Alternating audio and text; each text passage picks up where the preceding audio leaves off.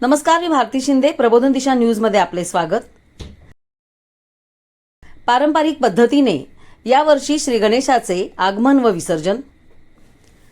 दिवा कोळीवाड्यामध्ये केनी परिवार मोठ्या संख्येने राहत आहे. या परिवारामध्ये शिवसेनेचे विभाग प्रमुख व उद्योजक बंडू केनी यांच्या घरी पारंपरिक पद्धतीने श्री गणेशाचे व गौरीचे आगमन झाले.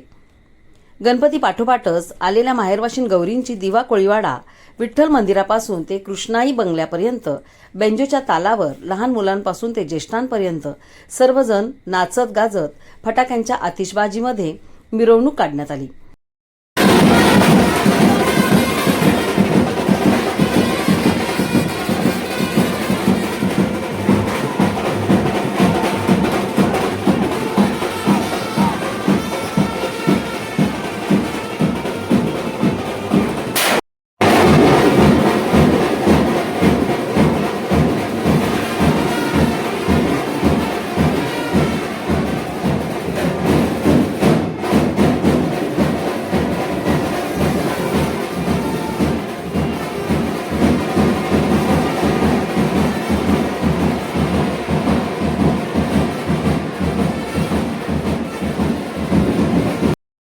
बंगल्यामध्ये आल्यानंतर माहेरवाशीन गौरीचे पूजन करण्यात आले.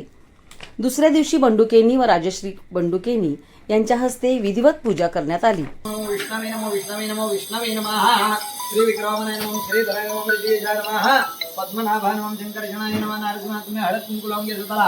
स्वस्ति इंद्रो वृद्ध स्वाहा स्वस्ति पूषः विश्ववेदाः स्वस्ति नस्ताः अरिष्णेमि स्वस्ति नो बृहस्पतिर्यदायुः सुमुखच्चे गन्धसेवलजनगः लम्बोदरच्च विकटो विघ्ननाशो गणाधिपः धूम्रकेतु गणाध्यक्षो बालचन्द्रोपचारणाः द्वादशैतानि नामानि प्रतिसिद्ध्यारम्भवायच निर्गमे संग्रामे संकटेचैव विघ्नतसन्निजाय. पूजा झाल्यानंतर श्री गणपती व गौरीचे दर्शन घेण्यासाठी राजकीय, सामाजिक, ग्रामस्थ, नातेवाईक आले होते.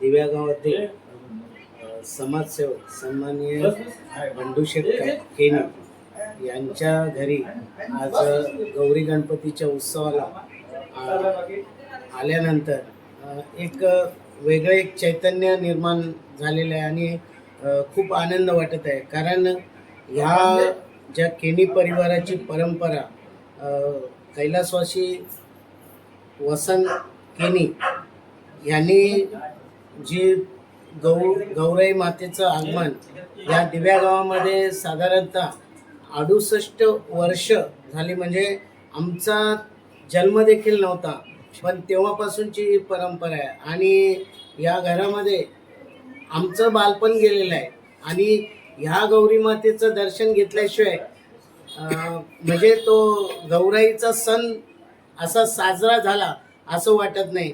पण ही परंपरा जशी बंडूशेठ केनी यांच्या वडिलांनी आणि संपूर्ण केनी परिवाराने म्हणजे ज्येष्ठ शिवसैनिक कैलासवासी सीताराम केनी आणि वसंत केनी बाकी इतर केनी परिवारांचे ही खूप मोठी म्हणजे इथे नवसाला पावणारी गौराई ही त्यांना उत्तरोत्तर आम्हाला संपूर्ण दिव्या गावातील नागरिकांना ही कुटुंब दिसत आहे की यांची उत्तरोत्तर प्रगती होत आहे.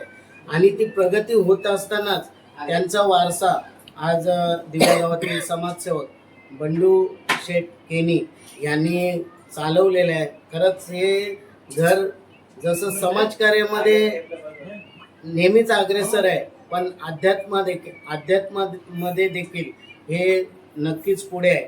आणि इथे आल्यानंतर एक माणुसकी कशी जपली जाते याचं जिवंत उदाहरण आम्हाला या परिवारामध्ये नेहमीच दिसतं.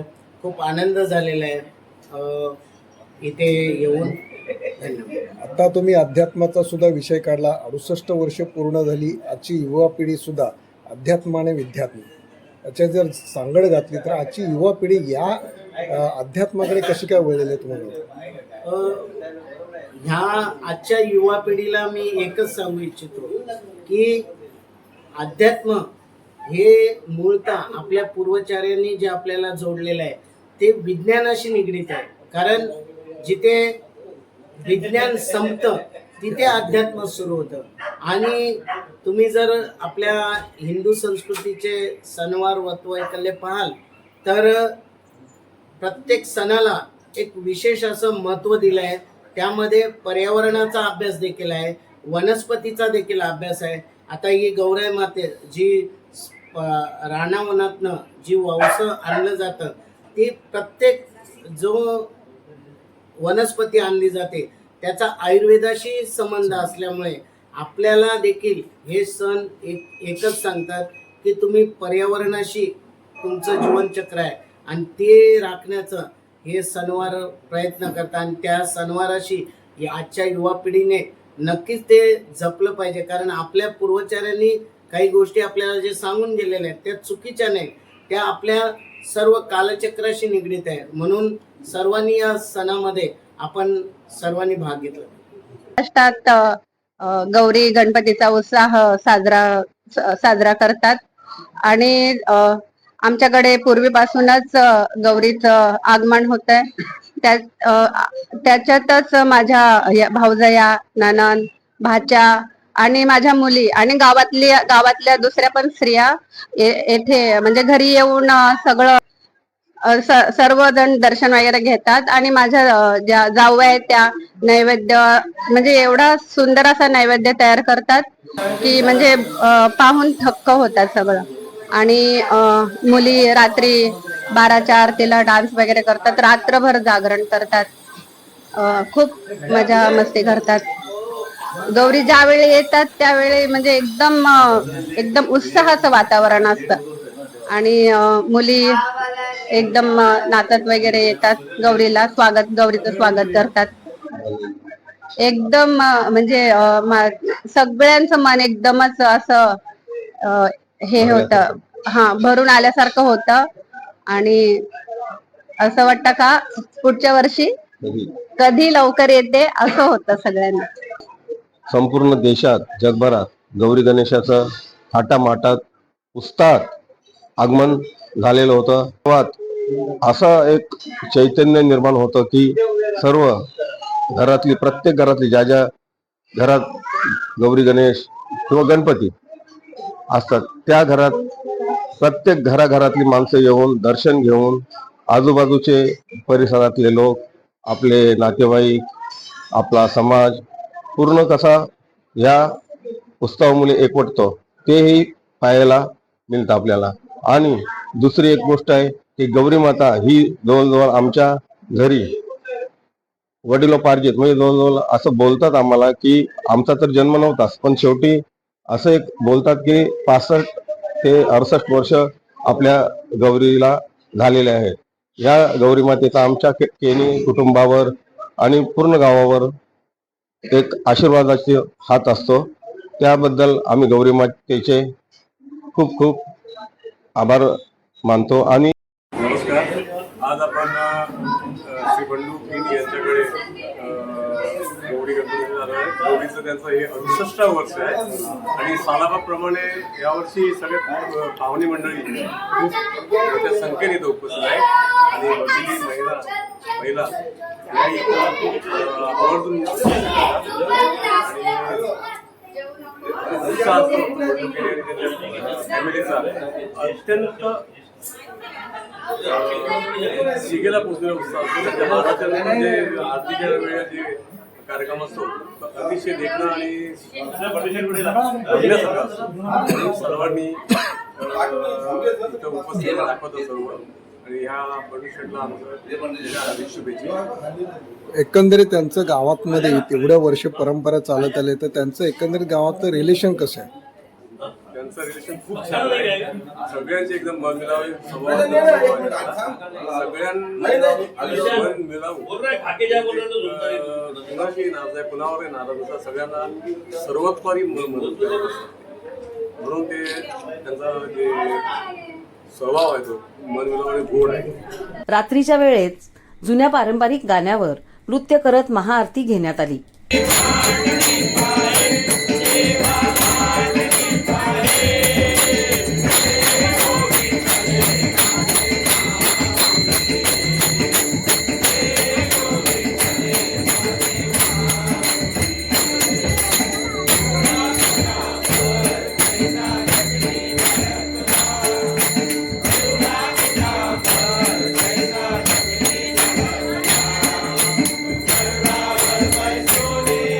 सातव्या दिवशी विसर्जन करण्यात आले.